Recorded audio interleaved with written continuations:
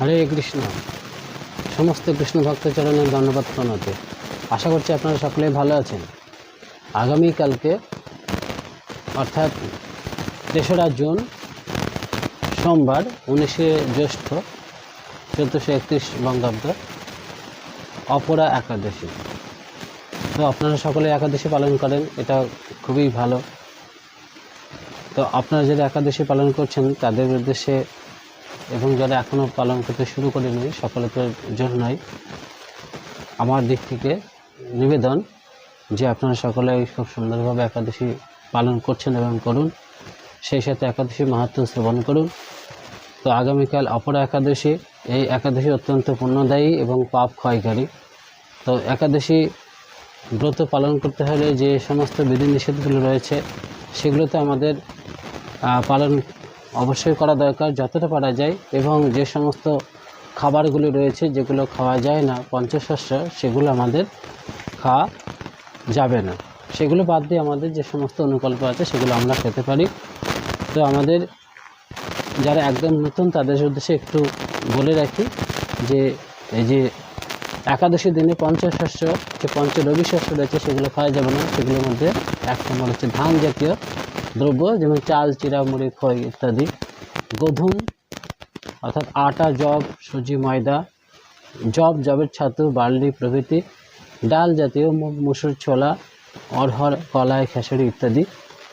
এবং সর্ষের তেল, তিল তেল। এই পঞ্চশস্য আমাদের একাদশীর দিনকে এড়িয়ে যেতে হবে এবং এইগুলো বাদ দিয়ে আমরা অন্য কিছু গ্রহণ করতে পারি।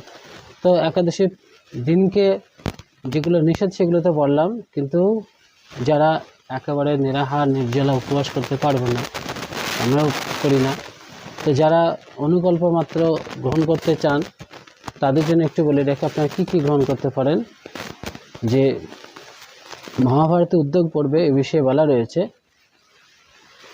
যে ৮ প্রকার দ্রব্য আছে যেগুলো আমরা একাদশী দিনে গ্রহণ করলে আমাদের একাদশী ব্রত ভঙ্গ হবে না। যেমন জল, ফল, মূল, পয় অর্থাৎ দুধ, ঘৃত, ব্রাহ্মণ কাম্য, গুরুবাক্য ও ঔষধ। এই ৮টি দ্রব্যর ব্রত নাশক হয় না। অর্থাৎ এই ৮টি দ্রব্য গ্রহণ করলে আমরা তবু শুদ্ধভাবে একাদশী করতে পারবো। যাই হোক, মোট কথা হলো যতটা সম্ভব কম আহার করে বা নিরাহারে থেকে বা নির্জলা থেকে ভগবানের নাম কীর্তন বা স্মরণ করা, বিশেষভাবে যারা জপমালায় সংখ্যা রেখে নাম করেন তারাও অবশ্যই তারা অধিক সংখ্যায় নাম করে থাকেন। তারা খুবই ভাগ্যবান, তারা ভক্ত, শুদ্ধ ভক্ত। তো যে যেমন পারবে, যার যেমন সামর্থ্য, তিনি এই একাদশী ব্রত পালন করতে পারেন। আর একাদশী ব্রতের পালনটাও বলে দিই। একাদশী ব্রত পালন পরের দিন মঙ্গলবার অর্থাৎ ৪ঠা জুন ৪:৫৬ সূর্য উদয় হচ্ছে। তারপর থেকে ৯:২২ পর্যন্ত এই সময়ের মধ্যে একাদশী ব্রত আপনারা পালন করবেন। এটা আমাদের যে নবদ্বীপ পঞ্জিকা রয়েছে শ্রী চৈতন্য মস্তকে প্রকাশিত, সেই অনুযায়ী বললাম যে ৪:৫৬ সূর্য উদয় হচ্ছে, তারপর থেকে ৯:২২ পর্যন্ত পূর্বাহ্ন একাদশী পালন করতে হবে। তো অবশ্যই আপনারা একাদশী পালনটা যথাসময়ের মধ্যে করবেন।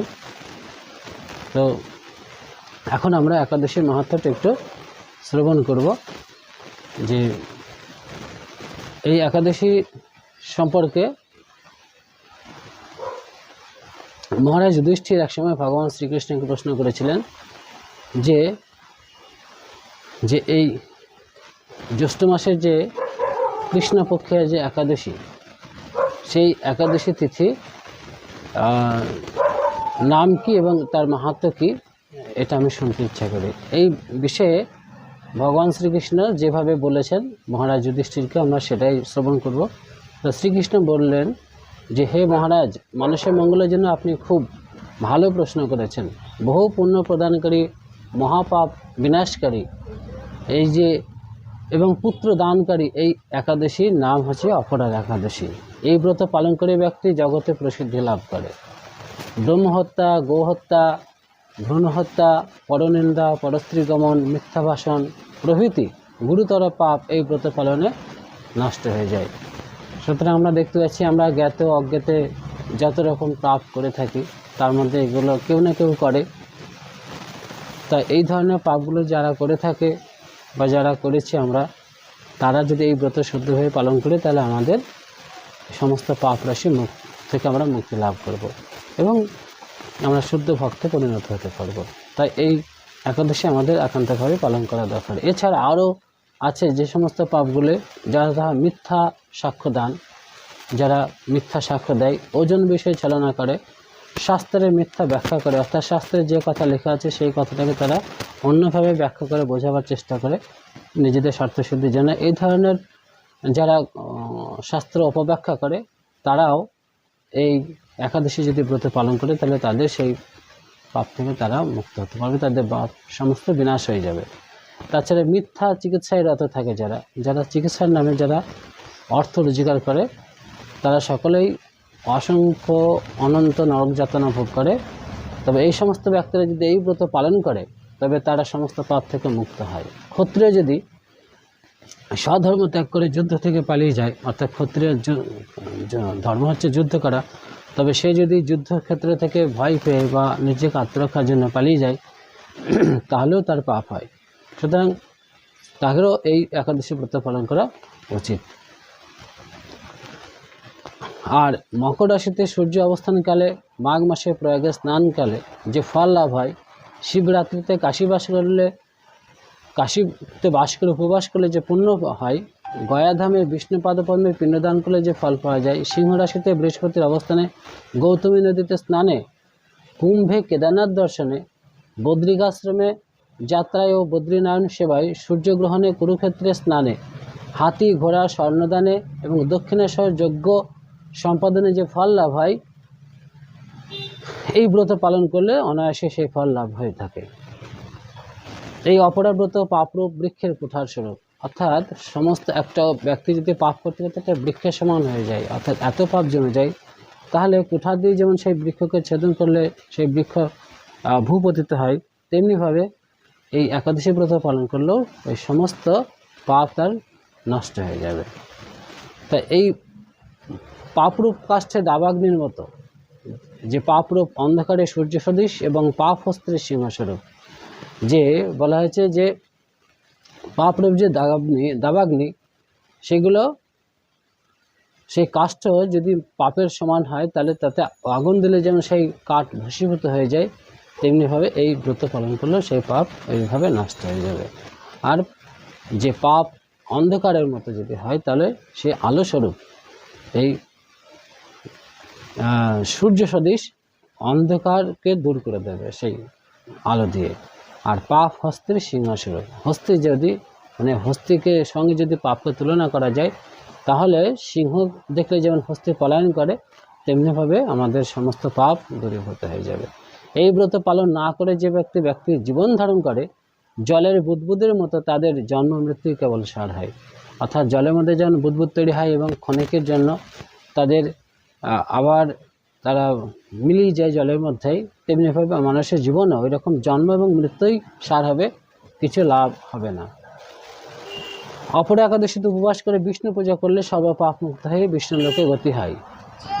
এই ব্রতকথা পাঠ ও শ্রবণ করলে সহস্র গোদানের ফল লাভ হয়, অর্থাৎ 1000 গরু দান করলে, গাভী দান করলে যে ফল লাভ হবে, এই ব্রত পালন, এই ব্রতকথা যদি কেউ পাঠ করে বা শ্রবণ করে তাহলে সেই ফল লাভ করতে হবে। অতএব আমরা কেউ যদি ব্রত পালন নাও করে কিন্তু সে যদি ব্রত মাহাত্ম্য শ্রবণ করে তাহলে কিন্তু সে অশেষ পুণ্য লাভ করবে।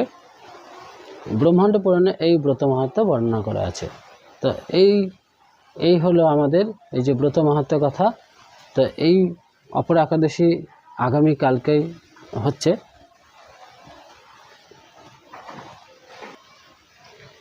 আর আগামীকালকে একটি বিশেষ দিন আছে, বৃন্দাবন দাস ঠাকুর অর্থাৎ চৈতন্য ভাগবত, আপনারা জানেন চৈতন্য চরিতামৃত এবং চৈতন্য ভাগবত আমাদের বৈষ্ণব গণের অত্যন্ত প্রিয় দুটি, অত্যন্ত আদরের দুটি গ্রন্থ, প্রামাণিক গ্রন্থ মহাপ্রভুর জীবনের উপরে।